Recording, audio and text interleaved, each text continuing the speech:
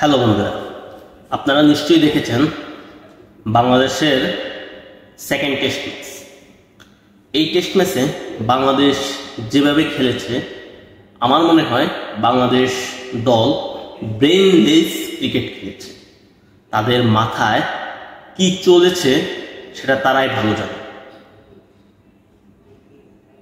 পঞ্চম দিনের খেলা, যেখানে 2 দিন পুরো বৃষ্টিতে ভেসে গেছে এবং একটা প্রথম দিনের পুরো একটা সময় লাঞ্চের পরে অংশটুকু খেলাই হয়। বলতে গেলে 2.5 দিন মাত্র একটা টেস্ট ম্যাচ হয়েছে, সেখানে বাংলাদেশ হেরে গেছে এবং সেটা খুব বাজেভাবে হেরেছে। বাংলাদেশের এই লাস্ট ইনিংসে হেরে যাওয়ার মূল কারণটা হচ্ছে ব্যাটসম্যান, বিশেষ করে অধিনায়ক নাজমুল হোসেন শান্ত যখন সাদমান ইসলামের সাথে একটা ভালো ব্যাটিং জুটি করেছে, ঠিক তখনই একটা রিভার্স সুইপ খেলেছে, যেটা আপনারা দেখছেন।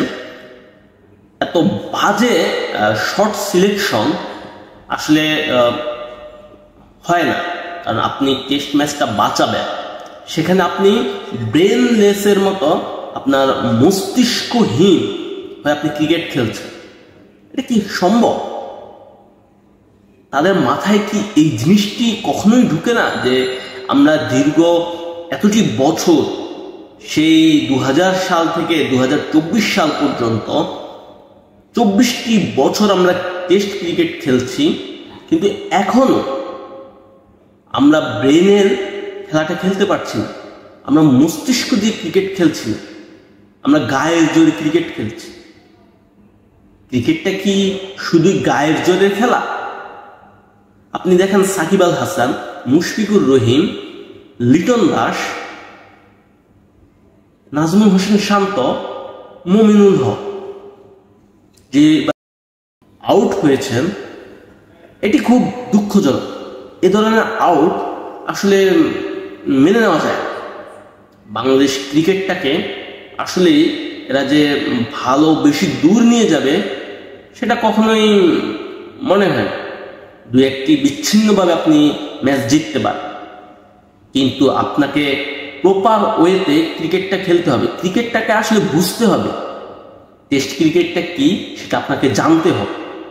বাংলাদেশের কোনো প্লেয়ারই হয়তো জানেন না টেস্ট খেলাটা কি।